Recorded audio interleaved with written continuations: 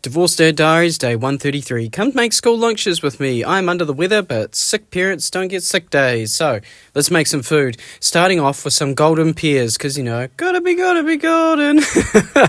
I'm not going to pretend like I can sing, I don't shop at Lululemon. But if they're golden, they don't turn into boomerang pears. So, there you have it. For the first slot, we're chucking in some leftover twisties. They'll go down a treat.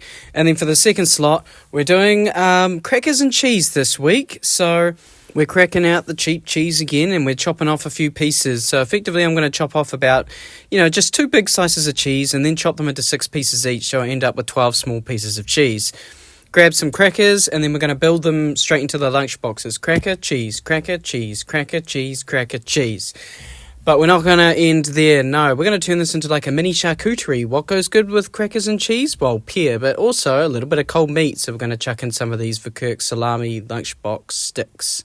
For sandwiches this week, we're not doing sandwiches. Well, kind of. We're doing like mini subs. I've got these little plain sticks, bread sticks that I got for $1.50, and I'm going to chop them in half. Each half, I'm going to, of course, put some ham on, as well as some cheap cheese.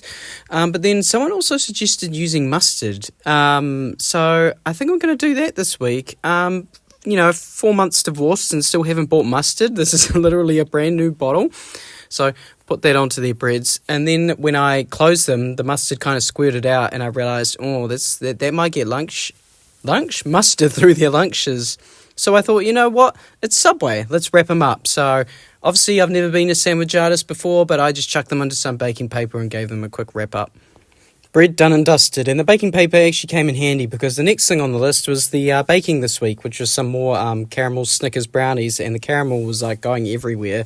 So I thought what I'd do is I just kind of tucked the brownie in, like sort of next to the baking paper against the wall of the lunchbox, and then the caramel wouldn't go anywhere. If it's going to go anywhere, it's going to go on the baking paper, and that brownie's not going to fly around the lunchbox. So, sorted.